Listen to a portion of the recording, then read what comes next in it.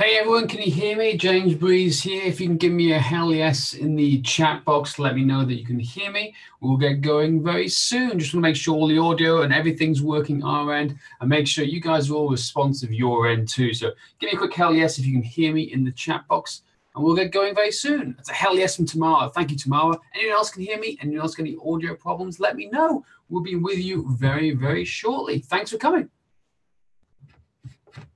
All right, thanks, Chris, from you as well. Perfect. Thanks, guys. All right, we'll be with you shortly. Bear with us as we get going and get everything up and running.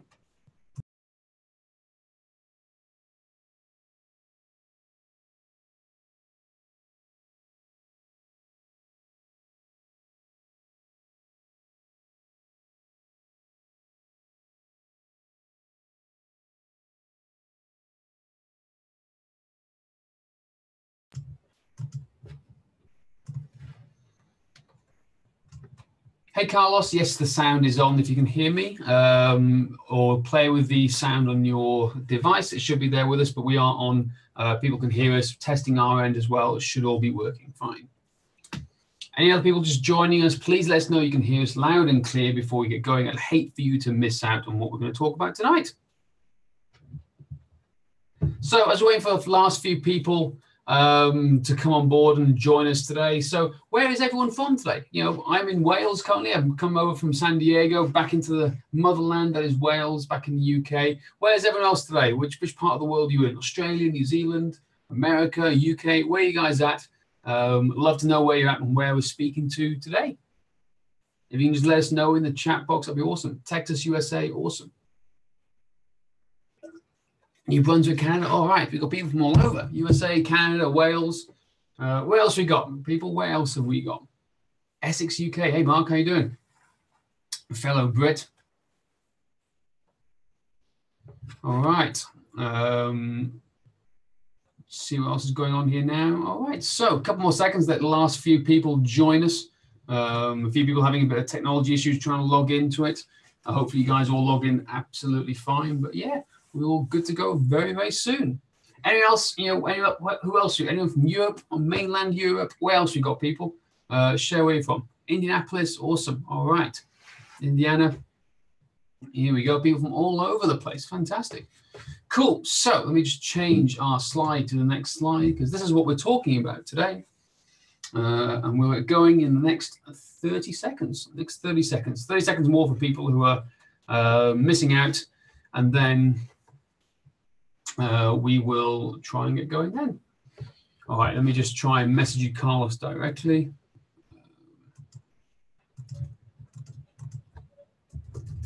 Okay, hey, Carlos.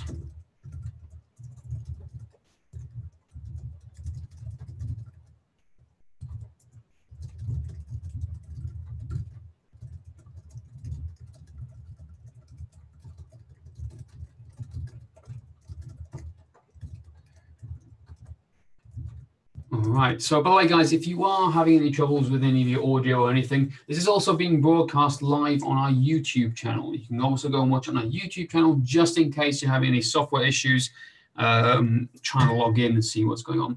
So, let's dive in. So, who's ready for us to start? Who's ready to learn something? How's that sound? Give me a hell yes. Raise your hand. Say anything you want to. Give me some abuse. Give me some advice. Anything you want. Let us know you're ready to start and dive into today's training. Couple of raised hands. All right, we're good to go. So as ever, it's hard to keep up. I want to answer as many questions as I possibly can throughout today's webinar. What you'll find on your software, there's a Q&A box. If you have a question, please shove it in the Q&A box.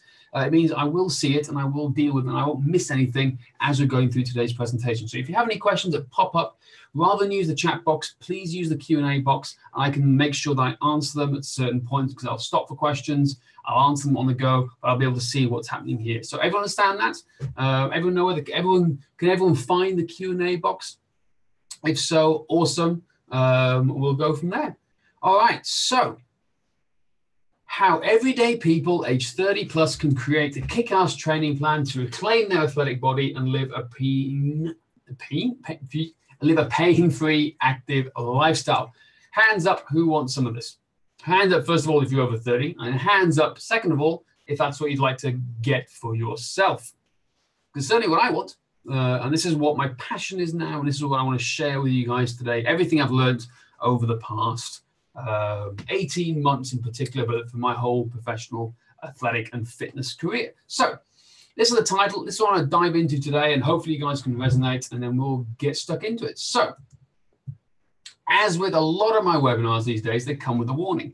Not a warning because of foul language or anything like that, but I want to give a fair warning to make sure the right people are on here who want to listen and want to learn and who want to know what this is for. So very quickly, this is not for anybody who wants to put on 100 pounds of muscle and lose 79.3 pounds of fat in 7 days. Is that clear? Is everyone good with that? This is not for anyone who wants to put 100 pounds of muscle and lose 79.3 pounds of fat in 7 days. If it's not for you, then if this isn't for you, then I suggest you leave now, because sadly I can't give you those tips and tricks. If you'd like to stay though, this is what we're going to talk about. This is who it's for. This is for everyday people aged 30 plus who want to create sustainable and lifelong change. Okay, so hands up, who wants this? 100 pounds of muscle and 79.3 pounds of fat loss, or hands up who wants to create sustainable and lifelong change? Because this is what we're all about. This is what Strength Matters is all about. It's all about the long-term gain, not about the short-term goals. Oh, we've lost a couple of people. I hope that's not because they're expecting 100 pounds of fat loss or 100 pounds of muscle put on in 7 days. So I do apologize. Anyhow, this is who it's for. Everyday people aged 30 plus who want to create sustainable and lifelong change without sacrificing performance, because health and longevity doesn't mean to be at the sacrifice of performance. We can still perform at the highest possible level if we put health and longevity first. And this is what who simply want to live a pain-free, active lifestyle and reclaim their athletic body back to how it used to feel. This is who it's for. If I'm speaking to you guys directly, that's awesome. This is what it's all about. So if this isn't for you, then this webinar isn't for you. Maybe one of our other webinars later down the line might be, but this is the webinar. It's for these people here. So if you're still with me, still listening, give me a hell yes, give me something in the question mark, give me a hands up, and let's continue. All right, we've got quite a few hands up being raised here. Perfect, thank you guys. All right, so I'm going to refer to everyone who's still on this webinar as an everyday athlete. I believe that everyone is an athlete. You just don't know it yet. But I don't mean a normal elite professional type athlete. I mean an everyday athlete. So what is our definition of an everyday athlete? Here we go. A person who trains with the intention of being able to handle anything that life throws at them. A person who trains with the intention of being able to handle anything that life throws at them. That's part one of the definition of an everyday athlete. And part two is a person who trains with the goal of improving their quality of life at 80 years old. Who here thinks they're an everyday athlete? Who here can self-identify with this and they train for this type of reason and consider themselves what we call an everyday athlete? I personally feel I'm an everyday athlete, and I hope you guys can too. Just give me some feedback, give me some hands up, something in the question box if you think this is for you. Perfect. We've got quite a few hands going up here. Caroline, Mark, Tamara, thank you everyone. All right, so just setting the scene for who this is for and what it's all about. So guys, I'm going to refer to you all as everyday athletes from now on. And one thing, this is important. So if you guys want to stay to the very end and listen to me talk about everything today, if you stay to the end, we will give you our assessment system for free, because I just want you guys to go away and have something of use and do something practical and achieve something at the end of this. So you guys who stay to the end, I'll show you how you can get a whole assessment book for free, where you can go through our layer 1 assessments and layer 2 and layer 3 that we'll discuss about today. So you only get that if you stay to the very end. Fair warning. All right, so life after 30.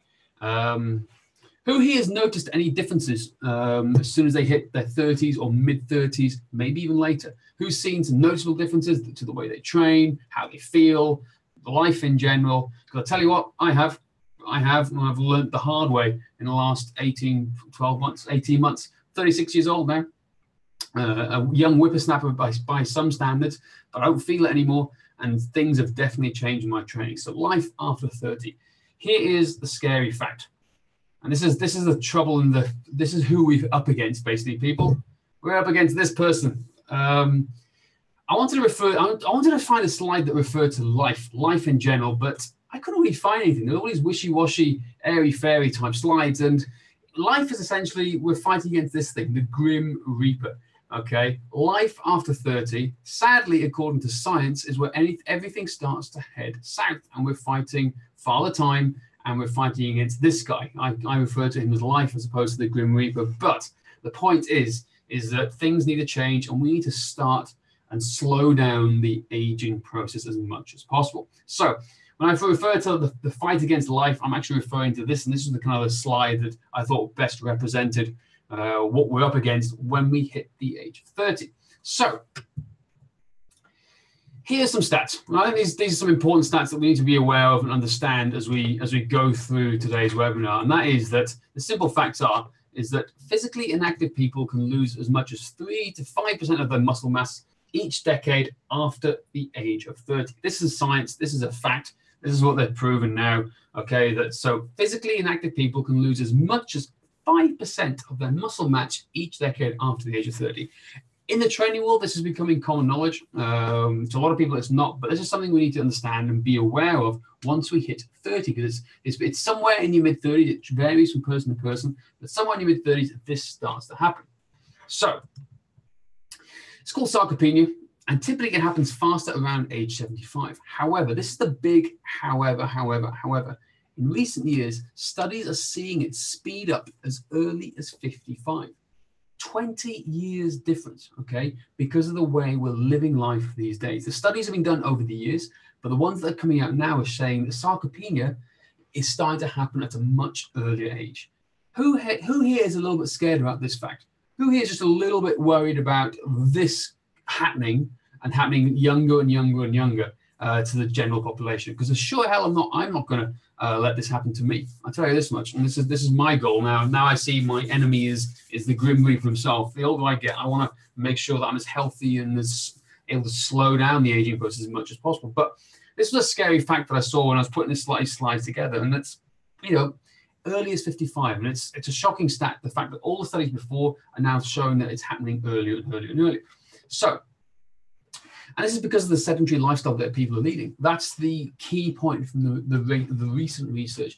The sedentary lifestyle that people are leading is leading to these issues and to these causes. So modern society, it's encouraging us to sit in chairs. It's encouraging us to commute. It's encouraging us to sit down at home, play on the phones, watch TV. We need to be aware of what happens when we get to 30 and be aware of living a sedentary lifestyle. Sometimes it just happens and just hits you right in the face. You don't even realize it's happening because life gets in the way. But we need to be aware of this, and we need to talk about this openly to make sure that we're not sedentary, because that's what happens if we become up. We're losing 5% muscle mass, and it happens faster and faster and faster, which speeds up the aging process. So now, for a lot of people, lots of strength is fast becoming common knowledge. We all know that. We've been spoken about for a long time. So people are starting to be more aware of the importance of strength training, yet it's still happening. Now, the other thing, this is what I call the scary fact. A lot of people are becoming aware of this and know that strength training is important. We start talking more about strength and getting strong. But here's still the scariest fact of them all. Heart disease is still the #1 leading cause of deaths for men and women over 30 worldwide. Heart disease is still the #1 leading cause of deaths for men and women over 30 worldwide. Why aren't we talking about this a little bit more? Okay, we understand the strength and having strength. We need to slow down the aging process, but why are we not talking about this? Why aren't we, training the heart effectively? Why aren't we talking about it? Why aren't we people talking about this openly and putting it as an equal paring with strength? Now, is anyone is that common knowledge to people that heart disease is still the biggest killer? Who here is a cardio junkie, or who here is not doing enough? In fact, let me be specific now. Who here thinks they're not doing enough cardio right now? Who here thinks they're not doing enough cardio right now? All right, it's quite a few hands. Oh, lots of hands going up here. All right, awesome. There's more hands than I expected, and that's great to see, because that's what happened to me. 18 months, 2 years ago, this is what was my biggest realization, was holy crap, I'm mid-30s now. Heart disease is still the biggest killer. I'm not doing enough cardio to train the heart, which is the most important muscle in the body, but I still need to strength train, okay? So this is the questions I'm trying to raise and start to bring up today is we're talking about strength, and strength matters and all that, but strength matters in the form of physical strength and also means in the strength of your heart, okay? Because it's got so many different meanings. So be aware of that. So when I talk about strength training, it also means the importance of strength training of the heart as well, which is a different style of training to normal, strength training you would do with heavy weights. All right, so this is the conclusion I've come to. So essentially, to fight off the Grim Reaper and heart disease, there's one thing that we all need to do, and that is become Superman. Okay, does anyone feel that they can do that? If anyone think that's achievable, anyone think that they can become Superman overnight? I'm still trying. I really am. Just for the laser beams coming out of my eyes. But the point is that this is what we're trying to do. It's the half-hearted joke, but to fight the Grim Reaper, fight life itself, fight the aging process, we need to become a little bit more superhuman in both strength and our cardiovascular capacity. Does that make sense? Everyone still with me? Everyone here talking as I ramble on a little bit here at the start. Now, for those who are listening out there, like some of you may be struggling with your current training routine and not seeing results. So if you are, it's all okay. It's not your fault. I totally understand where you're going to. There's a lot of confusion out there, particularly once you go past the age of 30 and you're 30 plus. So it's not your fault. There's a lot of confusion. There's so much mixed messages going on in the world today. Like who here reads someday that coffee's bad for you, the next day coffee's good for you. Someday red meat's bad for you, someday it's bad, it's good for you. Or someday it's, paleo, not keto, or whatever it is. There's something conflicting in health and fitness nutrition happening every single day. So if you're struggling at the moment, don't worry. We're trying to cut through all that and have some clarity on our message and have some common sense in fitness. That's what we're trying to do today, guys, and bring some common sense to the fitness world. So the point is you can get great results and make dramatic changes to your health and well-being after the age of 30. All is not lost. I promise you this now. And I mean it because I'm living through this at the moment and going through this process myself. So all is not lost. You can make dramatic change once you get 30. It just means you got to change the way you train and the way you think about training. That's it. That's all I want to share with you today and share our insights. So my goal today is this. Number one is I want to help you identify and attack your training weaknesses, because we need to identify those weaknesses to make sure that we're focusing on the health and longevity aspect to improve overall performance. That's goal number one. Goal number two is to explain how to improve one's health and longevity and still lose weight and put on muscle by the type of training that you do, which depends on the weaknesses that you have. Does that make sense? So we're going to focus on what your weaknesses are, because it's up to your own personal weaknesses that make a difference to your overall health and longevity. And number three is I'm going to explain how to put it all together, what I call the perfect workout training plan and the plan for life. So everyone with me so far? Everyone understand what we're going to learn today, what we're going to do, and what we're going to achieve today? So just give me a hands up, raise up. Any questions so far you'd like me to cover or go through or clarify again? Or is everyone pretty much with me? And does everyone understand my accent? That's the question I get often the last lot. I speak very quickly for a Brit. So if you understand me, all good to go. Give me a hell yes in the chat box. Give me a thumbs up while I take a little sip of water. All right, people still here. Fantastic, wonderful. I see Mark's already asked a question in the Q&A box. Mark, I will get back to that later in the talk. If that's okay, I'll touch that later on, but I will go to it. All right, so, but first, let's start off with simple things first. For those who've never met me before, who the hell am I? So that's me, a little pretty posed photo from a couple of years ago in Chicago at the Strength Matters Summit. And that's me at the front of the tractor, being the little fatty, stopping my mate Alid and his sister Bethan from driving it anywhere. That was me when I was about 3-4 years old. I was a chubby fat kid back then until I found sports, particularly love for cricket, football, and rugby. Massive snowboarding fan, love snowboarding, love the outdoor lifestyle, and I train in the gym to be better outside in all parts of life. So this is the sort of stuff I do. That's me when I was a kid, me when I was, a couple of years ago, my shop pose. This is me this year up in Morzine in France, and I was snowboarding. Love snowboarding. You'll find me on the mountains most years. Prior to that, before doing all the Strength Matters, that was me as a police officer. One of only 2 photos that exist of me from the police. The end of the London riots in 2011. Oh man, they were long days, to tell you those days. But that's my background. I'm from a police background into fitness, love sports and activity my entire life, which led me to set up Strength Matters through my first company, which was Kettlebell Fever, which was our education company plus cast iron weights and DVDs and books back in the days.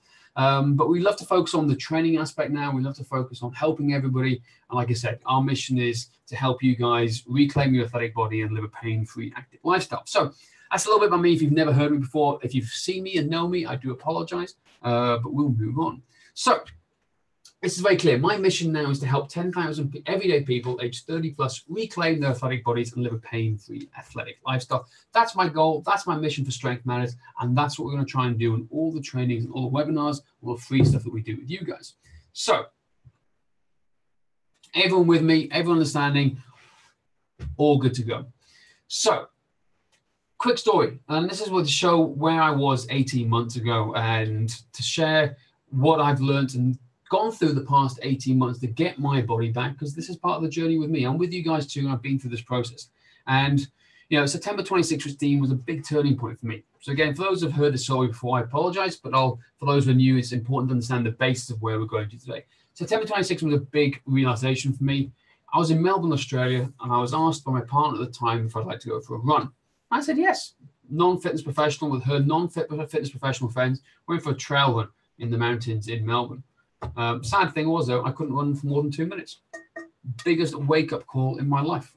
There I was snatching, deadlifting, squatting, doing all those heavy weights in the gym, and I felt the most unathletic I'd ever felt in my entire life and the most embarrassed I'd ever felt in my entire life, going on a run with amateur or non-fitness professionals on a run. And it made me realize very quickly there's something wrong with my training, that I couldn't do this. It's something I wanted to do, and I just couldn't do it. Coming back from a rugby, soccer, cricket, running background all my life, couldn't do it. So this was the big turning point for us. And my goal is for everything that we're doing is I want to share every mistake in me getting my athletic body back, how we've changed the company Strength Matters, and how we're working with clients all over the world and adopted our new philosophy and training into their lives with you guys today. So that you guys can reclaim your body and live pain-free. And that's the goal. I want to share everything we're learning at Strength Matters with you guys today so that you can go away and impact it and make a difference yourselves. So, all right, that's enough of the background stuff. That's everything behind the scenes of what we're going to talk about today. But who's ready to learn? Who's ready to learn? So give me a thumbs up. Give me a wave in the chat box. Give me some questions if you want to. Who's actually ready to learn some stuff and apply it and go away tomorrow, hopefully, and make a difference? All right, no questions. Any more questions to begin with? Now's your last chance. This is one of the pausing areas where we go. All right, good to go. Everyone on YouTube, if you're there listening, guys, if you're asking questions in there, we will be answering them later on. We can't dive into them straight away, but we will do it at a later time. So, all right, we're ready to learn. Good to rock and roll. So, the 3 secrets. These are the 3 secrets to what I call training. So here we go. We're going to try and identify and talk through them today. Number 1 is you need to identify and attack your training weaknesses once you get to 30 plus. You need to identify and attack your training weaknesses and prioritize them more than ever before once you hit to 30 plus. And I'll show you how today.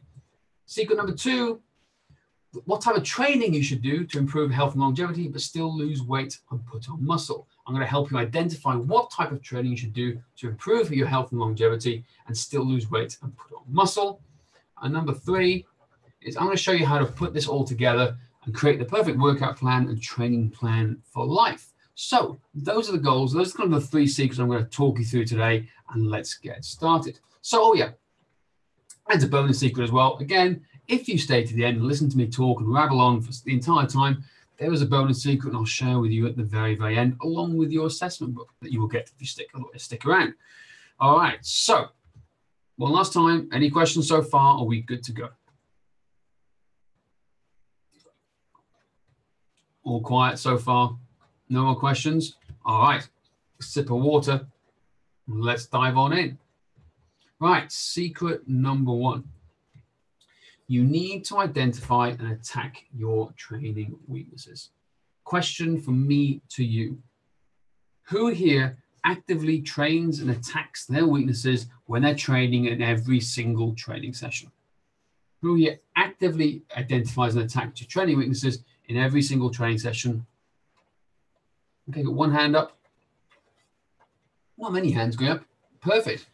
Who here likes to default to their strengths when they're working out? For example, if you love deadlifting, who wants to deadlift every session? Or if you like running, who wants to run every session? Who here likes to focus on their strengths a lot of the time as opposed to their weaknesses? Yeah, Chris Willis says too many to count. Don't worry, mate, we'll get to them in a second. All right, so it's a rough-ended question. For me personally, like, I thought I was training my strengths, I thought I was training my weaknesses, but I actually was focusing on actually my strengths and not training my weaknesses when it came to my running, as a prime example. Human nature, we always want to go to stuff that we're good at, and we don't want to do the stuff that we suck at. And this is the key thing. This is the key thing, and this is secret number one, is that we need to really focus. Once you get 30 plus, you've got to focus and really identify what your weaknesses are and train them harder than what you would do with your strengths, because your strengths have been built up over a long period of time, okay? But your weaknesses have been building up to be like an adverse, the opposite effect the entire time. So we've got to spend more time on those weaknesses. But first, we've got to find out what they are. So now, I always put this dirt slide in from Einstein, because a lot of people, a lot of times they go, well, we know we need to train our weaknesses. Yes, we do. But what we see on a common basis, day-to-day basis, is that people are not training their weaknesses. They think they're their weaknesses, but actually it turns out to be sometimes their strengths. But we need to actively focus on. So if you're thinking at home going, well, yeah, I need to train my weaknesses. Well, the question is, are you self-assessing, or is somebody looking over your shoulder and saying, hey, these are your issues at the moment? That's the good thing. The key to success is having somebody assess you from another perspective and giving a different eye, so they can see things and give you a different perspective on where you're training at the moment. And this is why I put the dirt slide in here, is that yes, we need to identify and train my weaknesses. A lot of people talk about it. A lot of people don't actually implement it. And I promise you this now, if you just to do this one thing with your training tomorrow, if you can identify your weaknesses and actively start training them more, you will improve overall as an everyday athlete and just overall athleticism in general. So here's our model for success. This is a very simple overview of how our model for success is when we're working with somebody one-on-one or in groups of people. Now, it's a 4-step process. Now, from a 40,000-foot overview, we want to see the activity level somebody's doing. And when we mean activity, we're talking not just their workouts, how many times they're working out. We want to see how often they're walking, how many steps they're hitting each day, how much are they sitting down each day, how much are they sleeping, all these different things we want to see in the activity level first. And that's where we look. That's the first thing we go to. So, because it all plays into being a healthy individual. The amount we move, the amount we train, the amount we sleep, all these different things, the amount we sit, they all play an important role in your success. So activity is the first thing we look at. The second thing we look at here at Strength Matters is hydration. Hydration is the second part we look at, because we want to monitor to make sure you're all drinking enough water. Who here, quick question, thinks they drink enough water every day? Quick hands up, who thinks they drink enough water every day? Chris says, not me. I thought I did. I definitely didn't. And I'm drinking a big litre bottle now as I'm talking to you guys. Hydration is so important. Now, for those Europeans, it's 2.5 litres to 3 litres a day. And for the Americans out there, it's 101 ounces. That's how much water we should be drinking on a day-to-day basis. And those are the key things, and the first things we look at when we're working with people. Here is the activity levels, then the hydration. Then it goes into lifestyle. What's your stress like at your job? How much you're sleeping? What's your family life like? What can we do to change certain habits? And then the last but not least one is nutrition. Nutrition here at Strength Matters comes last. It's the last component we do. We do not give any nutrition plans out until we get the other 3 areas in check first. It's really, really important. We don't give them out until all the other areas are mastered, because we feel we're setting people up for failure rather than success. We get the other habits which are harder first, managing the family, managing life, and then we go into the nutrition aspect after that. So that's key things to us. So that's just a top overview of how our thought process is when we're working and we're training and we're trying to identify weakness. We look at this model first. Okay, so we're looking at these items first before we go into the whole overall athleticism side. So for us, we're about 3 things. Well, 2 plus 1 almost. So it depends on how you want to look at it, but we say 3 things. So we're talking about Strength Matters is about athleticism and health and longevity. Okay, athleticism and health and longevity, but they go together. Okay, they go together like cheese on crackers. They go together like cheese and wine. They go together like, you know, chalk on a board. It's, you know, they're not mutually exclusive. Okay, your health and longevity is paramount to improve your overall athleticism. Okay, and vice versa. Overall athleticism will improve your overall health and longevity. Is everyone here now? So I want to just think about this for a quick second. What does athleticism mean to you? In the comment box, very quickly, share with me, what does athleticism mean to you? What does it mean to be athletic? What is your thought process when you think of someone that's athletic? What does it mean to you guys? What do you think you can achieve? So just very quickly in the box, share what you think and what your thoughts are before I share what our thoughts are and what we've done as well before we go on to the next slide. So what is athleticism to you guys? Mark says ultimate fitness. Good answer. Good answer, Mark. Ultimate fitness. Very succinct. Who else has got some thoughts on what athleticism is? What does it mean to you guys? What does being athletic mean to you personally?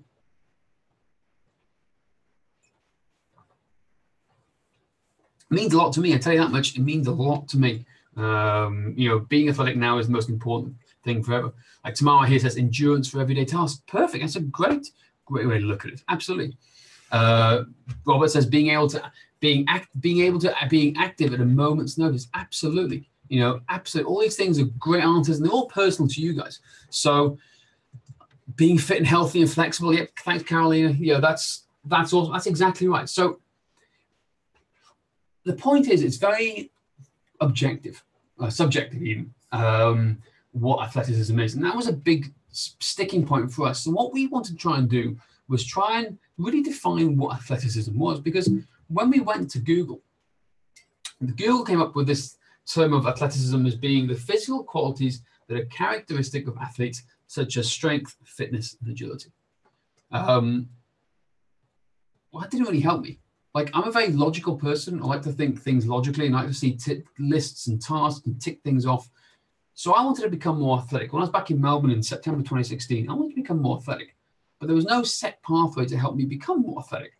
So we looked around and we tried to define what really was and what it meant to be athletic. So based on Google and not much help anywhere else, where everything was focused on training the elite, and I was more back an everyday athlete. So we've come up with our own definition of athleticism, and we call it the 10 components to really define and talk about what athleticism is, because unless we define something clearly, we can't move forward and actively improve upon it. And this is where we've come in and gone, right, if we want to be more athletic, these are the 10 components that we need to have to improve our overall athleticism and to help us find our weaknesses. Everyone with me so far? Like, hopefully this is, like, some people this may be new to you guys. Some of you guys may have read about our 10 components elsewhere, but I just want to go through them so you guys understand where they are. So, have you got your pens and papers ready to make some notes, or at the same time, are you ready to take some screenshots with your phones or with your computer screens so you can make some notes here? This is a good time to take some notes. So if you give me a thumbs up, give me a hand raise, let me know you guys are ready to take some notes here so we can go through these 10 components. All right. Everyone's talking, everyone's ready. Right, let's good to go. So here are the 10 components. In no particular order, by the way. Balance and coordination. Balance and coordination. Strength. Speed. Power. Can we all agree that these are kind of tangible components that we can understand and objectively see and test? Because that's the important. That's what we're trying to do, is try and really define what athleticism was and dive into this. So these are the first four, and in no particular order. Next up, we've got stability, mobility, cardiovascular capacity, and then agility. Oh, let me go back, sorry, because I sped off through there. Here you go. Guys, take some screenshots, make some notes if you guys need to. Let me know when you've taken them down. Or if I need to go back a screen, let me know. And then the last slide for this is mental resilience and endurance. Those are the 10 components. Those are the 10 components that we spent months, weeks, days, hours, minutes, you name it. It was a long debate, speaking to some really well-renowned people in the industry to make sure we nailed this down, and we spoke about this. Phil still thinks there's 9. I'm adamant there's 10. Plus 10 sounds sexier than the 9 components of athleticism. And you know, it was what we tried to define as the important steps of what it means to be athletic, and having all of these 10 components in place. So this is our 10 components. The issue we had next was, well, how do we layer them? Which are more important? You know, I don't just hear quickly, guys. Which do you think is the most important aspect out of all these 10 components? Which do you think is the most important to you? You know, these are the questions we were asking ourselves. So just for a bit of fun, in the comments, in the comment box, just share what you thought. Just share what you think. Who thinks, you know, maybe mental resilience is more important than endurance? Who thinks cardio is more important than anything else? Who just, you know, where do you guys all sit? Mobility, cardio. We've got mental resilience. That's a good. They're all good. Strength, movement, endurance. All right. Look. So the point I'm trying to make is there's endurance from tomorrow. Fantastic. Look, guys, this is awesome. Look, what I'm trying to do is challenge you guys to think about things in the way we were thinking about things when we first started looking and talking about these 10 components. The point was we couldn't work out which was the most important. But what we did decide was upon different layers and ordering the priorities of groups of components together to give them certain priorities. We thought they were all important, they were all equally important, but the order in which they come needs to be grouped accordingly. And this is what we came up with. You know, we came up with the idea that the 10 components of athleticism equals complete fitness. That's our philosophy, that's our mindset, but we order them in the way that we developed this. The Strength Matters hierarchy of athletic development. Layer 1, layer 2, layer 3. Now, hopefully you guys can see this on the board here now, but we layered them up. The 3 layers we call them, the hierarchy of athletic development. Layer 1, balance, coordination, mobility, and stability. Layer 2, strength and cardiovascular capacity. Layer 3, power, agility, endurance, and speed. The overarching theme of all of this is mental resilience, because we couldn't layer that. It's important for all 3 components. You need to have the mental resilience to handle anything that life throws your way.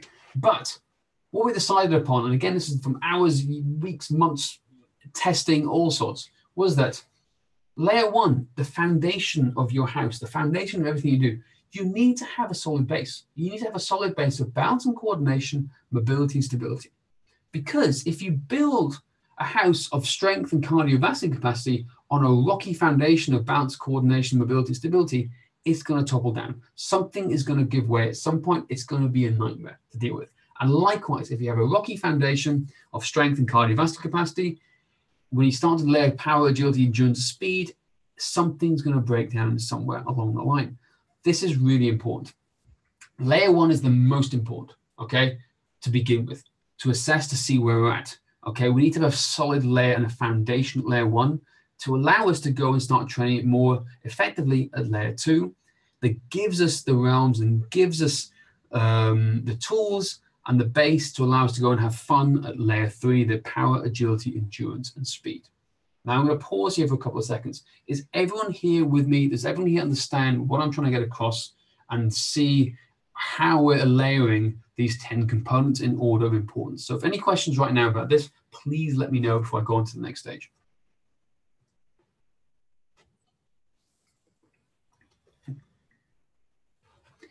If it's all clear and you guys all understand where we're talking about, just raise your hand and just give me an all clear in the box. All right, good. Lots of raised hands, lots of all clears. Don't worry, guys. If you have any questions and you're not quite sure if you want to answer them, just put them in the Q&A box. They are private to me. No one else will see it until I won't be able to say your names either if you don't want me to. So feel free to answer away. So the point is, we've created these 10 components. We've prioritized them accordingly into 3 layers because they're all equally important, but we've got to start with some first before we get to others. And that's the key thing here. Right. So I'm going to give you some examples now of taking these 10 components and putting them into likes of everyday people. Now, before I have any yogis attack me or any other people I've used examples here, like these are sweeping generalizations, okay? Sweeping generalizations that are exceptions to everything, and they're great people who do all of these things, but the point is these are sweeping generalizations of what we see. So please don't send me any hate mail and don't give me any negative comments on here now, because I understand this is just a sweeping generalization to give you a feel for how things are. So yogis, they have an abundance of mobility, balance, and coordination. They have it in abundance. They have such a big foundation of this because this is what they train all day, every time they go to yoga.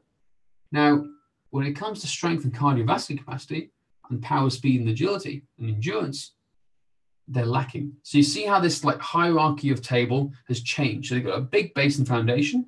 However, they got a little house up top.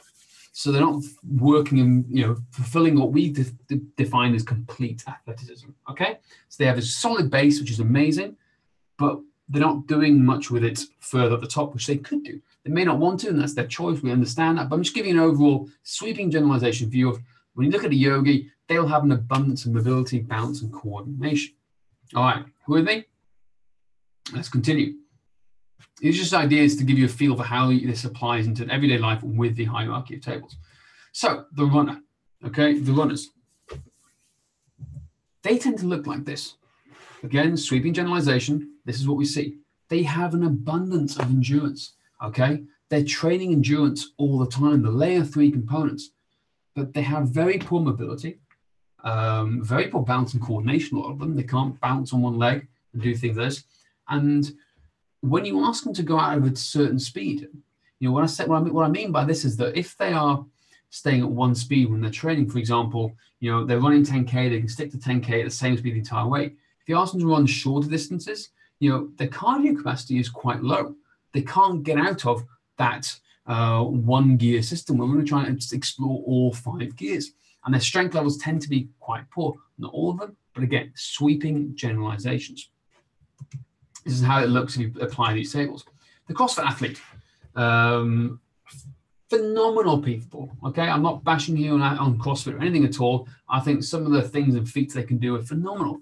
But this is what I tend to see with a lot of the higher end athletes who are genetic freaks, okay? It's the laws of Darwinism that applies to a lot of them. And they have an abundance of strength and cardio, abundance of speed, power, and agility, but they lack layer 1 mobility, stability, and balance and coordination drills, which I see time and time again. And that's something that's interesting. That's like what we think is quite a lot of is if we can unlock that whole potential down there, they can improve so much more down here. But this is what we tend to see. This is what they're focused on when they're training. This is how they're developing as they're moving on. And it's just an idea to give you guys an idea of what we're talking about. So, but the goal for the everyday athlete is for health and longevity. Can we all agree on that? That health and longevity is the key to fighting long-term aging process and having everything else in balance. So for us as an everyday athlete, we're looking to try and have everything in balance.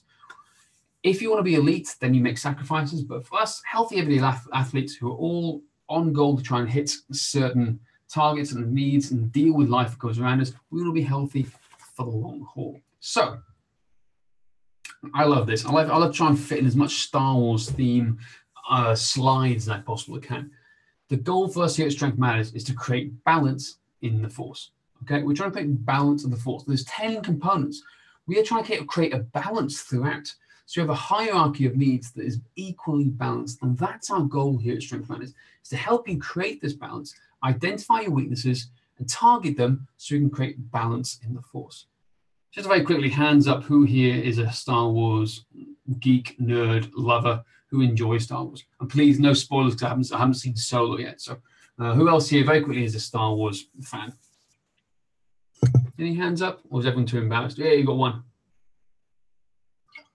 I'm not alone here. Okay, not many Star Wars fans, but anyway, I try and put as much Star Wars themes into my presentations as possible, even when they're not called for. But the point is, we need balance in the force, because if we don't have balance in the force, this is what Mark Rifkind, great mentor, great coach, talked about. He talked about the tough guy training cycle. Train hard, train harder, train even harder. Injured, frustrated, give up. Anyone else can relate to that? Anyone else aware of this typical training cycle? Who here has been through this? Right? I certainly have. Train hard, train harder, train even harder, injured, frustrated, give up. That is the common cycle that repeats, repeats, repeats, repeats. Okay? This, guys, is what I'm trying to talk about today and trying to help you. So when you're over the age of 30, we need to be aware of this. We need to avoid this tough guy training cycle because it's harder to recover from injury. It's harder to like build muscle. It's harder to do all these things once you get over 30. So we gotta train smarter. And what I mean by training smarter is like, to get results, we need to train consistently, avoid injury, and have balance in the force. When I mean balance in the force, the consistency and avoid injury, we've got to apply this table of athleticism. So think about how it was with the other athletes. What we're trying to do for the everyday athlete is have a balance of all layer 1, layer 2, layer 3 components. Am I making sense? Is this like good stuff? What are you guys thinking of? What are you guys thinking of when we put things in this way? How is it resonating? I really want to know how you guys are thinking about this now, because this is our philosophy, it's our training philosophy and how we apply things. This is how we're getting results from working with people on a day-to-day basis. Is this resonating? Is this making sense? Any questions so far? Let's take a sip of water. All right, everyone seems to be going fine. Sensible. Yeah, it is a sensible approach. It's fitness. You often equate sensible to the world of fitness. And we like to do crazy stuff, and we always will. But the point is, this is our balance on our take on the world of health and fitness. So, important key takeaway here is, for the everyday athlete, we need to create balance in the force and identify your weaknesses, so we can bring up your weaknesses so they can be in the same part as your strengths. So, as we age, we need to identify and prioritize training your weaknesses more than anything else. We need to identify and prioritize training your weaknesses more than ever before. It is the key to health and longevity. Trust me on this. I really can't emphasize this enough. So, this means spending more time on the layer 1 and layer 2 components, particularly layer 1 if you're lacking them, and particularly layer 2 to bring you up to a base level on both strength and cardiovascular capacity, because we need to earn the right for layer 3. This is making sense now, guys. We need to earn the right to do layer 3 once we get over the age of 30, because this is where injuries happen. This is where a lot of people who come to us, we see training, are doing the Olympic lifts, they're doing sprints, they're doing things, but they haven't earned the right to do it. Your body isn't like how it used to be when you're 20 years old. When you're 20 years old, you can get away with pretty much murder. You can get away with anything. When you get to 30 plus, 40 plus, 50 plus, the stakes are much higher, much, much higher, and the injury rates go up and up and up and up, okay? Key thing, guys, I want to try and learn. So if you're training for speed, training for power, training for endurance, training the agility side of things when you're 30 plus, have you earned the right? Have you really owned and identified what your weaknesses are in the layer 1 components, okay, before you're doing it? Something to think about. So, quick layer 1 test. Everyone got some, is everyone, apart from people who may be listening in the car, got some free space around them to do this quick test? It won't take long. The goal is here to see if we can all do it and see how we do it. This is one of our first layer 1 tests that we're going to do. So clear some space. Give me a thumbs up. Give me a message in the chat box. Let me know when you guys are ready. I want to share this with you. So we do a quick layer 1 test. And you may think this is really simple, but trust me, this is a key thing to how we're doing and what we're doing here. It's a big part of how we do things. All right, lots of hands up, lots of going. All right, here's the goal.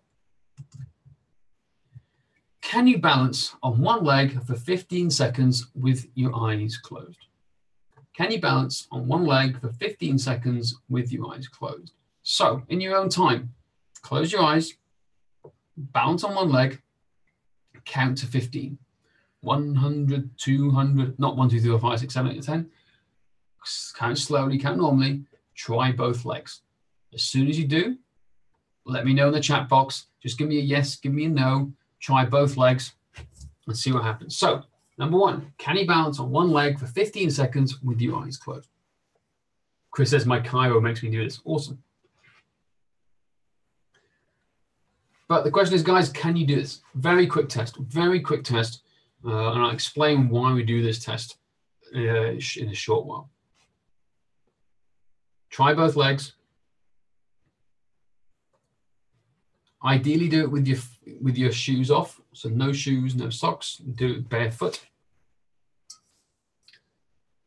Turit says yes. Mark says no. Left is not as good. All right. Keep going, guys. Let me know how you're getting on. Robert says right leg yes, left leg no. Ooh. Yes, but much more difficult than with eyes open. Yep, absolutely. So what if I was to say to you, the goal should be 40 seconds on both legs? What if I was to say to you, the goal, you should be able to do this for 40 seconds on both legs? I'm going to think about this for a second.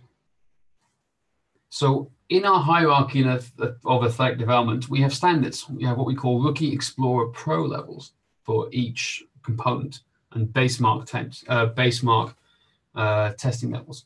If you score less than 50, if you have less than 15 seconds on either leg, you're a rookie. If you have 15 to 39 seconds, you're an Explorer level, and 40 seconds and above, you're a Pro level, and that's what we want to get to. Okay? Why do I want to learn to know if you can bounce on one leg with your eyes closed? If you can do it with your eyes open, that's fantastic. But I'm testing your proprioceptive awareness. I want to see the proprioceptive awareness through your foot. How well does your foot cope on one leg when you take all the stimulus away, when you can't see anything around you? Okay? What we're trying to do is, yes, we're testing for balance, because we're testing for balance, coordination a little bit, but more the proprioceptive awareness.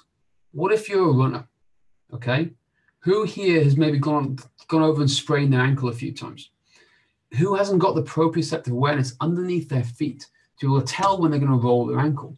This test tells us very quickly, is it safe for you to be able to run and do some form of running and some form of impact work? If it's a no, if you can't do this, this tells us very quickly, guys, you're a rookie. If you're a rookie, it means you need to focus on the layer 1 components. This is one of 8 tests that we do, and you guys will get the book of assessments you can do at home afterwards. I can't go through them online with you now, it just takes too long, but you guys can see the standards and can go through them afterwards.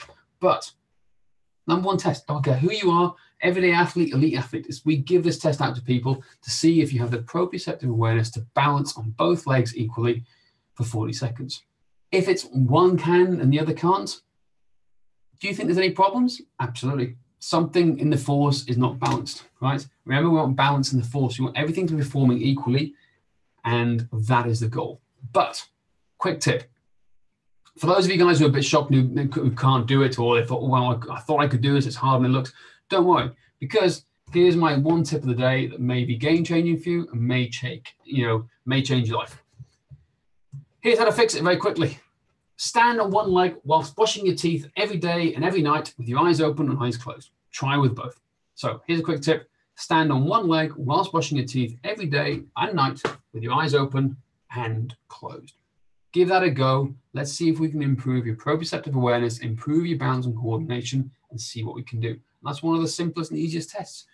Who here is going to give us a go tonight? Who's going to try this today, try this tonight, and try and balance on one leg whilst doing their teeth? Raise a hand. Say hell yes. See what's going on. I promise you guys, in a matter of days, maybe a week, retest again and see how much you improve. I promise you, it's a big thing, guys. Okay, improve your proprioceptive awareness on layer 1, which will help improve everything else further up the chain. I promise you this now. I promise you, I really, really do. Anyway, any questions so far? That's the first secret. I'm trying to over deliver here, guys, and go through everything with you guys. So, first question. Anything else to go through it? Anything else you'd like to know? Well, I'll take a sip of water. All right, good to go. There we are. So, here's your homework. Rate yourself from 1 to 10 on each of the 10 components of athleticism. Go on, give yourselves a good score. Give yourselves a good score of where you're at right now and where you think you are right now, and see how you're doing. I'd love to know. Like, see how you do. See where you think you are right now, and then once you've done that, once you've rated yourself, do the Strength Matters assessments that we will be getting for free when we finish the webinar.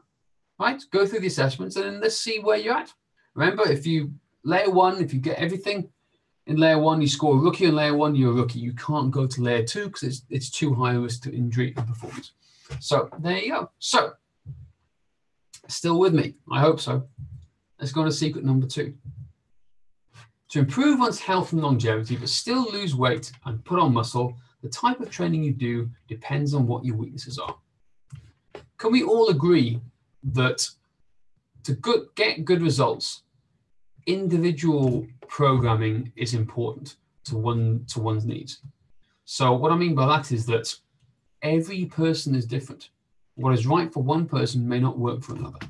And that's the key thing here. That's why I wanted to share the assessments and the weaknesses and the 10 components first, is because to improve one's health and longevity and lose all weight and, put on muscle, we've got to identify your weaknesses and we've got to train those weaknesses. And it's going to be different for different people across the board. Some may have similar things, but in general, it's going to be different for every person. So here's what I mean by this. This is a parking brake, a handbrake, as we say here in the UK, or a parking brake in the United States. What happens if you try and drive at 60 miles an hour with the handbrake on? Very quickly, guys, just quick note. What happens if we try and drive at 60 miles an hour with the handbrake on? What's going to happen to the car?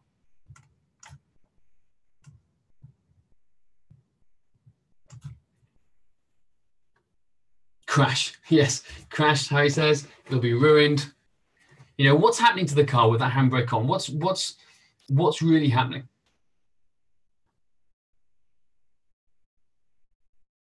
Brakes overheat. Yep.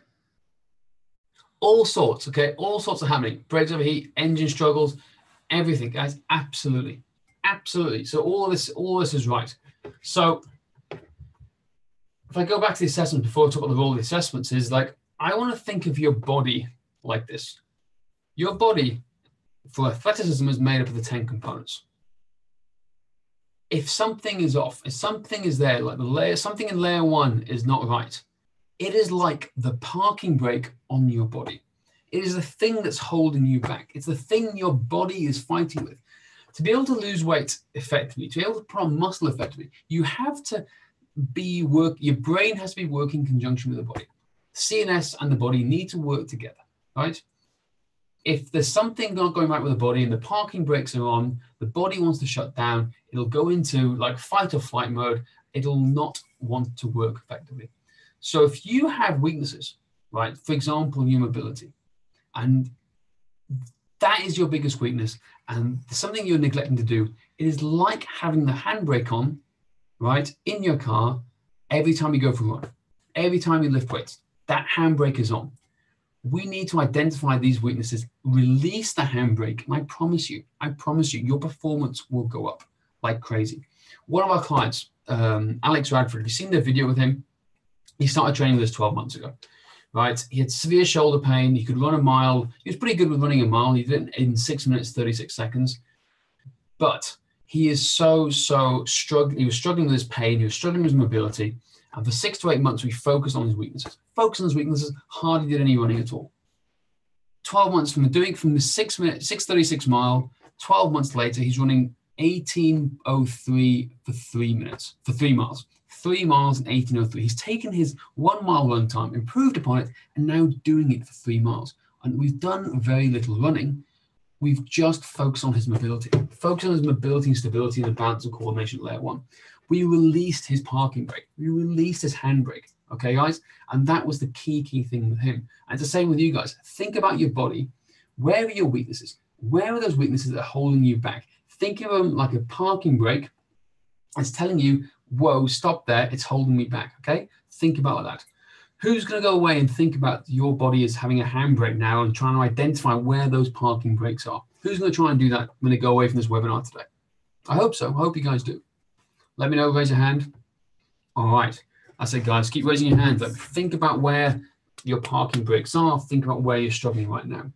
Because that's what the role of the assessments are. Okay? It's to find out where your parking brakes are. But also, this is the most important thing. It acts, okay, like your checklist. Think, like, here you go. What happens when pilots and co-pilots go through the pre-flight checklist? What happens if a warning flag comes up? Something's not right. what happens to the plane? Again, another quick analogy. What do the guys do if a warning light or something comes up on the pre-flight checklist before the plane takes off? What will they do to the plane? What do you hope they do? Ground it. Absolutely. Chris got it in one. They ground it, evaluate it. They stop it. They do not take off. If out of all the hundreds of checks that they do, if there's even one red warning light, right, they will ground the plane. The role for the assessments you will get at the end of the session today, the assessments we go through and talk about, right? This is what we're doing with your body.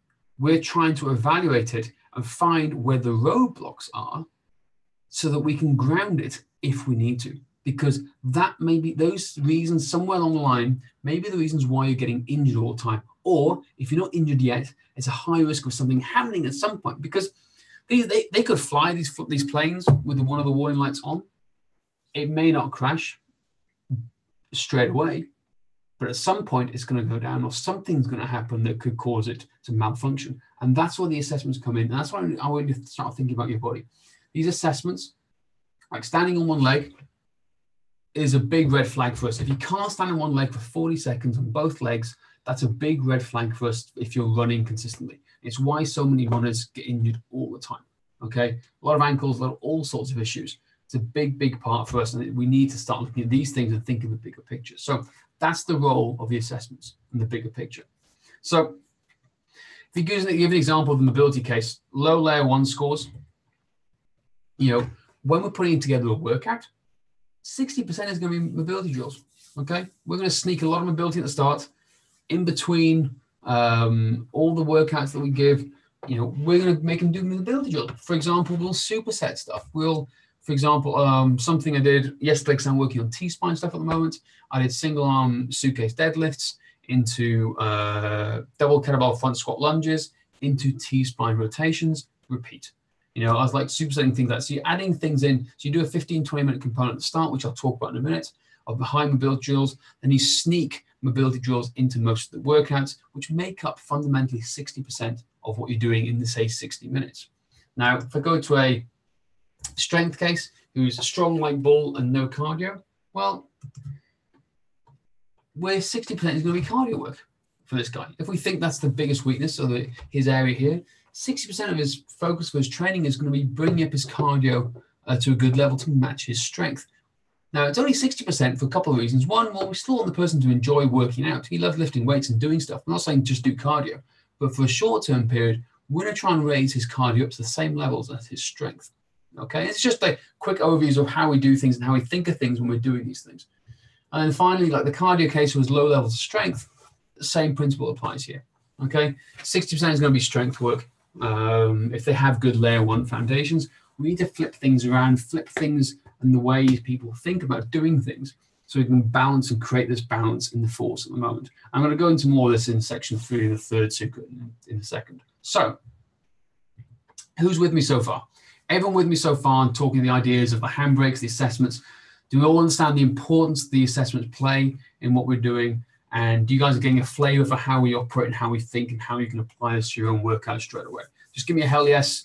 Who's still with me? No one's falling asleep yet, are they? I hope not. I hope you're enjoying it. Who's getting a lot of good information so far? All right. Perfect. So, again, sadly, I can't give you the whole, everything I'd like to in 60 minutes. It's hard to do it. But the point is that, giving you a flavor of how to start thinking and how you guys can start operating and thinking the same way Strength Matters does. So, secret number 3. How do you put together the perfect workout and create a training plan for life? How do you put together the perfect workout and training plan for life, particularly when you're over the age of 30? Well, let me just try and tie this all together and try to wrap up here so you guys can understand where we're coming from. When we do workouts, when we're teaching workouts and we're getting people to do workouts, we apply the laws of all workouts. So you need to do the laws of all workouts in every single workout. What I mean by this is, we'll go through it now. So every workout needs to be made up of the laws of all workouts, which are lubricate, activate, workout, stretch. That, my friend, is the laws of all workouts. That is how we do things when we're working out and doing our workouts and training plans here at Strength Matters. We lubricate. That's number one. We do them in this order. We lubricate the joints. We activate the muscles. We do the workout, and then we stretch. Okay? That is how we form the basis of all workouts that we're doing here at Strength Matters. How does that mean? What does that mean in general? So, lubricate is achieved by moving any given joint or chain of joints through its active range of motion several times, at least 10. As achieved by moving any given joint or chain of joint through its active range of motion several times, ideally at least 10. Okay, that's it with joint mobility. This is what we're doing. We're warming and lubing up the joints, as we like to say. Okay, we need to lubricate the joints just like you would do with a rusty hinge. It's really important. Okay, the older we get, the more we sit down, the more life gets in the way. We need to activate and really dive into what we're doing. So lubricate is the first part of the workout. We always do this first. The benefits of lube, very quickly, vastly reduces the chance of acute injury, decreases the chance of developing chronic pain, maintains a healthy range of movement and mobility, prepares the body and mind for difficult movements, enhances performance during the workout, feeds the joints with nutrients and increases overall longevity, and it just feels amazing. Okay, really important. Lubrication, joint mobility at the start of every workout is so important for a number of reasons, and here's why. Activate. Activation is defined by the purposeful movements that activate both the nervous and muscular systems. Activation is defined by purposeful movements that activate both the nervous and muscular systems. This is key, guys. This is the secret to performance here, right now. This is what you do. Sometimes the activation stages are the workouts for a lot of people, particularly rookies. What do we activate it? Well, quite clearly, it depends. Okay, it depends on who you are, what you need to do. For example, the individual needs of the everyday athlete, e.g., they have sleepy glutes. 2, the demands of the planned workout ahead. For example, squat activations require hip abductors and the erector spinae with bird dogs and face-the-wall squats. Or number 3, the usual suspects for injury, for example, shoulders, just try simple crawling. This is the type of activation work that we do. So we lubricate the joints, then we activate the muscles of what we're going to do that day or what stuff needs to be worked on that day or for that individual. Now, popular activation drills we can do, focused diaphragmatic breathing, bird dogs and variations, segmental rolling, crawling variations, face-the-wall squats, they're one of my favorites, overhead squats and overhead face-the-wall squats are really good, and tumbling. There's all really popular activation drills that you can do and add in to the start, to the end sequence of your lubrication workout, to add it together and tie it all together. But it's got to be relevant to what you're doing in the workout. Now, for the workout itself, the activities you program into the workout depend upon the category of the everyday athlete and their goals. Quite simply, you're not going to give a rookie, as we call them, Olympic lifts in their workout. You might give them getting up and down the floor, maybe doing some simple suitcase deadlifts. Likewise, if you have somebody who's going to do a pro in strength and a rookie in cardio, you're not going to get them doing a whole lot of strength work. You're going to focus on some cardio work that fits them into the here. So it just, the workouts depend, guys. It depends on the individual and depends on their goals and what they're doing.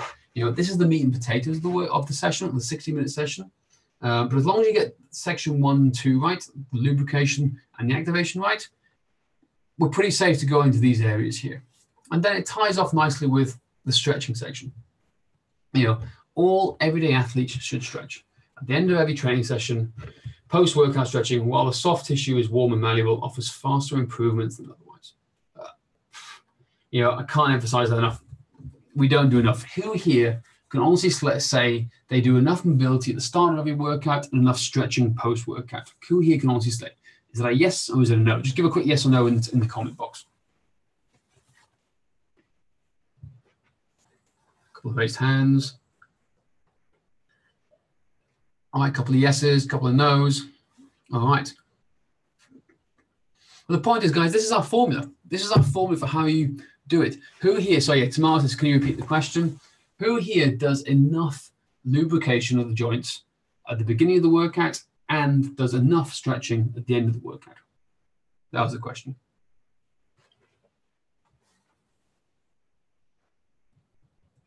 Oh, no for me, thank you. Yes, both. Okay, nope. There you go. Guys, just think about it here. This is just our philosophy and how we train. We know the workout's important. I'm so old, I need it, Robert says. Yeah, guys, honestly, it's really important, guys. Everyone says sometimes, not enough. These are our laws. Every single workout must follow these laws of everything that we do. No matter what we do or how we program, it will always follow this pattern because it's that important in this order. Okay? So, simple principles of stretching you guys can take away and go over today's. Diaphragmatic breathing is fundamental to increasing range of motion. Contract, relaxed stretching trumps static stretching. Okay, that means breathing in hard and going tight and then relaxing, going deeper into the stretch. Any stretch should take a minimum of 2 minutes. There you go. Any stretch should take a minimum of 2 minutes. If time is limited, work on the one area thoroughly. Those are our golden rules. This is how we program what we do with everything here that we can do. So, those are the principles of stretching. Those are the laws of all workouts. So how do you put it all together? So a 60-minute workout, the average 60-minute workout will look something like this. Lubricate, 10 minutes. Activate the muscles, 10 minutes. Workout, 30 minutes. Stretch, 10 minutes without a closed bracket. Lubricate for 10 minutes. Activate for 10 minutes. Workout for 30 minutes. Stretch for 10 minutes. And that is the formula for how you create all our workouts and how we put all our sessions together. Now, it depends on the ability of the person and needs. Sometimes you can play around with these numbers. Sometimes we'll spend more time on the activation for a rookie who needs more help with the layer one and spend less time on the workout because the activation stage is the workout. But the lubrication and stretching parts, we don't negotiate on that. That's a minimum of 10 minutes, ideally on both. All with me?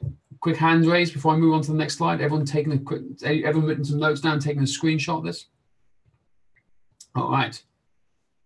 Good to hear. Let's move on to the next. So, kind of what I'll talk up on finishing on now is like the Strength Matters principles of programming. This is how we program. We now know the laws of all workouts. This is how we do the workouts. This is how we program for long term. So you guys can apply this to your own training straight away. Number one, we want to identify the top 2 weaknesses in your 10 components. First of all is we identify the top 2 weaknesses in your 10 components. Number 2 is we identify a 1-year training objective. What's your goal for the year? We think long term. We don't think 6 weeks. We don't think 12 weeks. We don't think 21 days. No. What's your goal for the next year? Okay. What's your goal for the next year? Where do you want to be that's sensible and relevant 12 months from now? Maybe it's from running a 9-minute mile to a 7:30 mile. Maybe it's from going from one times body weight deadlift to 1.5. Something sensible that's achievable and it's attainable throughout your busy lifestyle. What we do then, this is the important part. We emphasize 1 weakness point per quarter. For example, let me emphasize that again. We emphasize 1 weakness point per quarter. What do we mean by that? Let's take somebody who has weaknesses in mobility and strength. Okay, weaknesses in mobility and strength. Let's say T-spine and just overall strength. Quarter 1, the main focus will be mobility. The main focus will be mobility. Doesn't mean we'll do any less strength training. Doesn't mean we'll have to do any less or anything else, but the big focus throughout all the workouts will be mobility. If it's T-spine, there'll be a lot of T-spine love. Okay?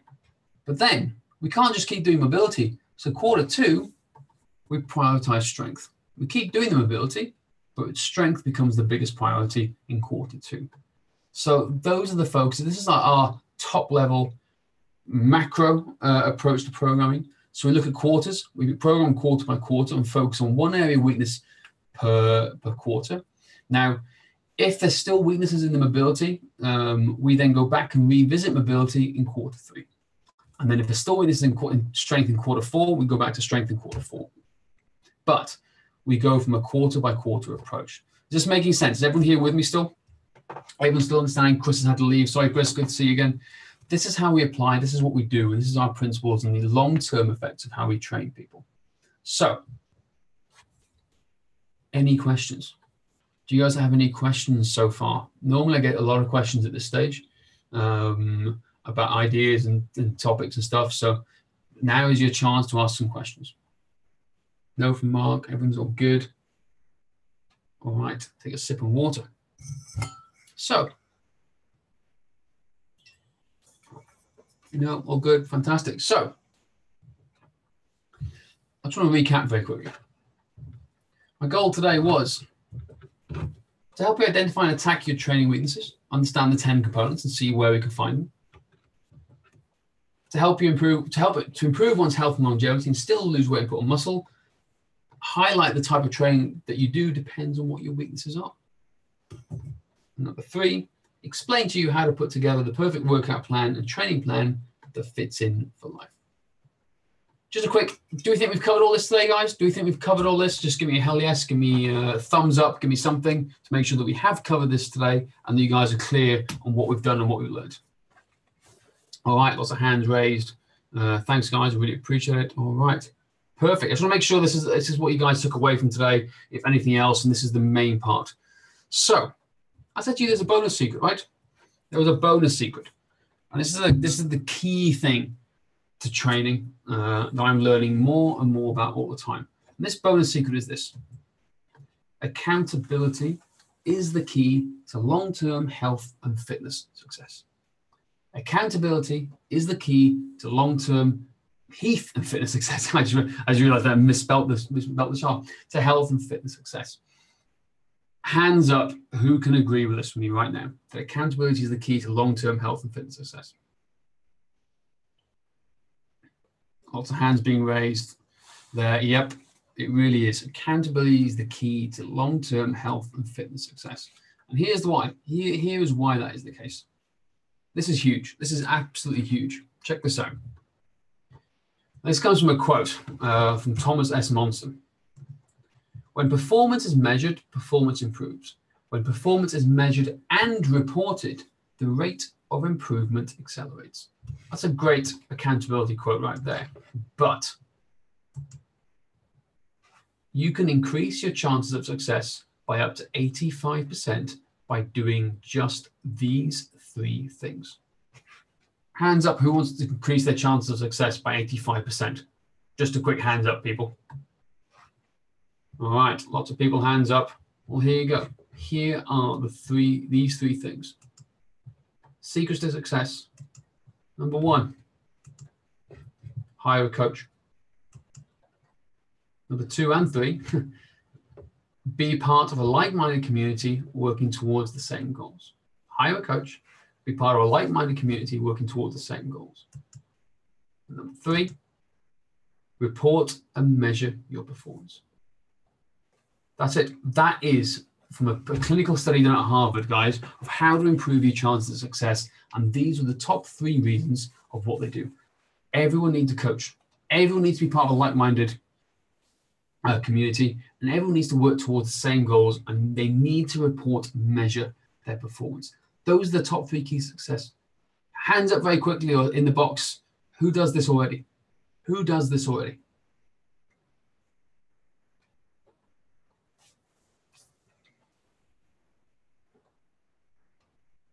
Who's already part of a like-minded community? Who's already reporting and measuring their performance? Because if so, fantastic. But the point is, 85% of success is attributed to all these 3 things. And that's just key. And like, here you go. For those Star Wars fans again, Luke Skywalker and Yoda. How did Luke become Luke Skywalker? He got a mentor, okay? He had Yoda helping him on his path to find his greatness and find his true success. Yoda probably had a mentor as well. All these different things, your mentor I have. Yes, exactly. The point is, guys, professional sports, professional people, all these wonderful people and stories, they all have some kind of mentor, or your mentor I am, along the way to help them to get to where they want to get to. And that's the key thing I want to try and get across here. So you can tell all the theory, apply it in the world, but if you want to accelerate your success and performance, the key to accountability, the key to increasing your performance and achieving that success is getting a coach. So this is a tribute to my second Star Wars theme of the day and tying it all in here. So even Luke Skywalker had a coach. His coach was Yoda to get him to where he wanted to get to. And it's exactly what we do here at Strength Matters. That's the key thing. We put the knowledge, we tie it all together, but it's the accountability that we provide, the knowledge, the accountability, but also the consequences. If you fail to deliver and do what we ask of you, that's the key to a lot of people and the missing out on the groups. So that's kind of what we do here. That's a big part of the secret to the knowledge, the implementation. It's just the accountability and the recording, the measuring, and everything else that we do. So let me ask you a question. Is it okay if I ask you guys a question now? Can I ask you another question? I have lots of questions today, but can I ask you one with your permission? All right, lots of hands raised. If you apply these 3 secrets and the bonus secret, do you think you could be successful too? If you applied these 3 secrets, do you think you guys could be successful too? Just a quick hands up. Give me a yes in the boxes. Let me know what's happening. For sure, yes, yes. Hands up here. Awesome. That's guys. That's what I wanted to get across today. That's what I wanted to share with you guys today, because I want you to be successful. I really do. Another question: who's excited about what we just learned today? Who's excited about implementing what they just learned today and putting it into action? Absolutely. Well, raised hands. All these raised hands. Awesome. I love it. You know, guys, this is exactly what we want to do. Lots of raised hands coming on here now. Perfect. So, one more question. Who's feeling a little overwhelmed with all the information we've learned today? Who's feeling slightly overwhelmed with all the information you've learned today? Who doesn't know where to start? It's all written down, Mark. Assessment for me is key. Yep. Raised hands. Awesome, guys. I'm loving. Loving all. Oh, guys, there's so many questions coming in now in the chat box and the Q&A box. Screen printed. Awesome. I love it. Well, guys, this is perfect. So, like I said, I totally get if you feel overwhelmed, because it is a little bit like drinking from a fire hose. It really is. It honestly is. So, like, there's a lot of stuff that we've gone on today. There's a lot of stuff we covered. I totally understand if you feel slightly overwhelmed, but don't worry, it's all fine. And for those who've asked questions in the Q&A box, I'll get to them in a second now. So, who thinks they might need a little bit of extra help putting all this together? Who thinks they may need a little bit extra help of putting these things together? Definitely. Hands up, all raised.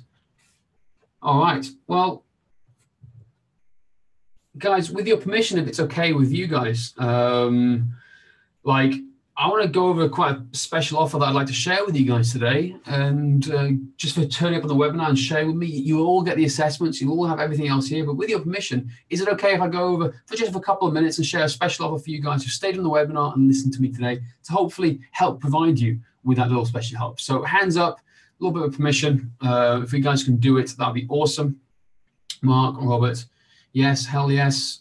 Carolina Harris. Awesome, guys. Just like I said, I want your permission first, because I said hopefully you've enjoyed what we've learned today, and hopefully we can take it a little step further and to help you along your goals of becoming more athletic. So with your permission, I would like to offer every single person who's listening to this coaching call right now a free 30-minute coaching call with me personally to learn more about the Strength Matters personalized coaching programs.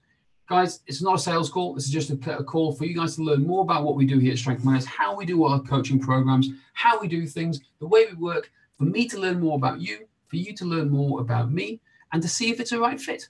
Because that's what it's all about, guys. We want to be your Yoda. We want to be your Yoda and help you guys get to where you want to get to. We want to accelerate your success, your progress, and get you to where you want to get to. And normally you speak with one of our staff members, but if you go to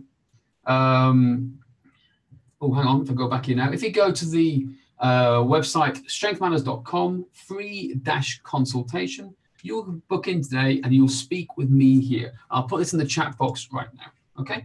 I'll put it in the chat box right now. If you go right now this second to strengthmatters.com, free/consultation, in your way in the chat box now, you can book in a time and speak with me personally, and I'll just talk to you about what we do. And I'll give you some tips personally on how you can implement your own training plans, and you can learn a bit more about what we do. And again, like I said, guys, the goal is just simply to discuss your own health and fitness goals and see if we're a right fit for you. That's all we want to do. There's no obligation, no need to sign up. It's just a quick call, discovery call to see if we're the right fit. Now, We're a right fit for a lot of people, and we're not a right fit for some people. This is Lydia. She's one of our coaching clients, has been now for the last 6 months, single mum in her mid-30s, one of our star pupils. Sadly, she's injured at the moment because she fell off her bike and like damaged her Achilles. The chain snapped. So, but we're still working on all mobility. That's her with her son, Max. I love that photo. I think that just embodies who we are and what we are about and what we train for at Strength Manners. So there's Lydia, an example of who we're working with. And there's John Withamshaw, who yesterday completed his 1 mile. He's 46 years old. He's taken his 1 mile time from 6:32 down to 5:31. Okay, he's been working with us now for the last 8 months. He's got faster, stronger, fitter, you name it. He's just a beast, and it's just ridiculous. His times are getting more and more insane as we go along. So that's John, who's with us a lot of times. Also, those are the types of people we work with, all ages, different sizes, different weights, up to 60, 70 years old. It all varies, but we specialize in working with people over the age of 30. So all you got to do, guys, very simply, go to strengthmanners.com/free consultation, book in with a time with me personally. You've got until the end of this webinar to do so, because it'll be me, because it's scheduled right now to speak with me personally. And that's it. You can apply now. So very quickly, as you guys are booking in, I can see a few people booking in already. There's a couple of people already booked in. Thanks, guys. I look forward to speaking to you as soon as you can. I can't see when times or when they're coming in yet, but I can see it coming in thick and fast. Let's go back to Mark's questions he's posted before.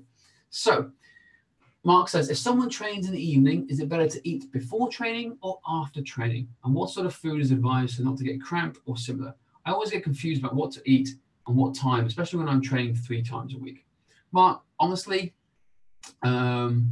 eat when you feel hungry is the honest answer. That's my best advice. I don't think there's so many variables, but when you're living a normal life and you're working hard and doing things, eat when it feels hungry. I personally prefer eating after I've worked out. That's how I tend to do my workouts. I'll have something small to get me through if I'm working out in the evening, or in the morning I tend to work out fasted.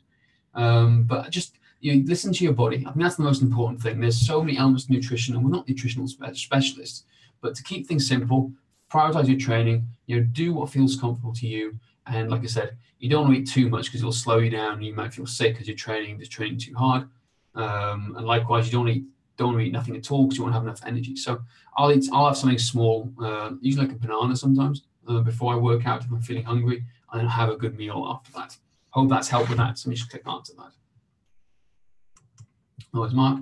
And second question is, when concentrating on a core to weakness, what percentage would you allow for the 60%, as you said? Well, per quarters, we're focusing on this here. So I'd say, mobility is going to be a big part of it. Let's take T-spine. Your first 10 minutes of the 60 minutes is going to be mostly T-spine stuff with a few other hips and other things coming in there. And then every workout you do in your rest sets, in your combination, your supersets, you're always going to be doing T-spine stuff as well. So like I said, it depends, but you're going to be focusing on a lot of times throughout your workouts, and the big chunk of that workout will be for your weakness as well. Hope that makes sense. Awesome. Any more questions, guys? Any more questions coming in? Any more questions about booking for a consult call with me? Any questions coming through at all? Please let me know, guys. Would love to know what's going on. I see a few people have booked in with me tomorrow. Fantastic. There's the only few slots that are with me tomorrow morning. Fantastic, guys. Thanks for that. Any more questions? What else have we got? Who else here wants to know anything at all? You've got me here right now for the next couple of minutes. If you're looking for times on the slot, please let me know as well. But like I said, guys, I'd love to speak to you. I'd love to help you. And that's our goal here, is to help everyone get their athletic bodies back, reclaim it, and live a pain-free active lifestyle. If I can do that in any way, shape, or form, whether it's through webinars, whether it's speaking on the phone, or if it's through our coaching programs, guys, we'd love to have you there and speak to you now. So, any last questions? Anyone here online? Any questions for me? Want to know anything more about what's going on, about what we spoke about today? Please let me know. Have a sip of water. Put your Q&As in the question box. Please fill in the questionnaires. Let me know. Let me know if I can help, how I can help.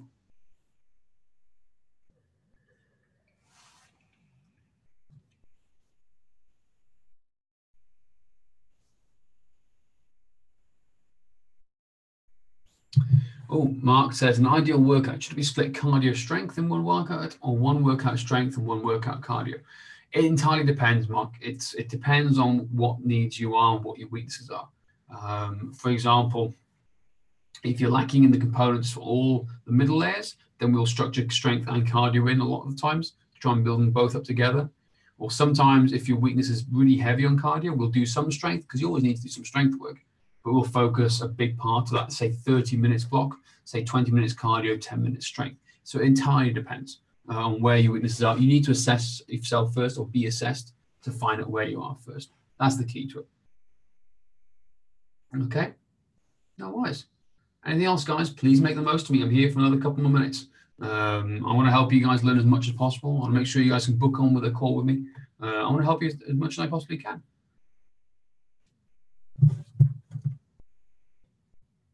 Who here has got anything exciting planned this weekend? I can see a lot of people thinking and see people are booking on at on the consults at the moment. But who's here has got anything exciting planned this weekend?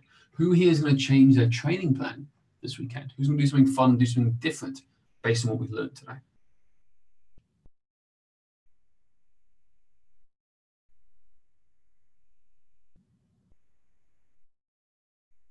All right, a couple of raised hands. All right. Raise your hand if you've enjoyed today's webinar. Who has enjoyed today's webinar? Who's enjoyed learning more about how we do things here, the way we program and how we do things at Strength Matters? Who thinks they've learnt something, trying something different, new? That's awesome. All those hands here. Well, guys, honestly, thank you so much for your time today. I really appreciate it. Like I said, you've got now until the end of this webinar, very shortly, until you can apply for your free consult with me and speak to me on the phone. I promise you, it's just going to be me. We can discuss, see how we're going. What have we got to lose? If I can help you, I'll help you. If you want to learn more about our programs and how we train people, I'll do that as well. Either way, it's been an absolute pleasure, guys. A blast working with you today. Have a great rest of the day. Have a great evening wherever you are. Have a great morning if you're in Australia. Have a great rest of the day if you're out in the US of A. But for me, thank you very much, everybody. Have a great evening. Thanks, Diane. I'll speak to some of you very, very soon. Take care. All the best, guys. Bye-bye.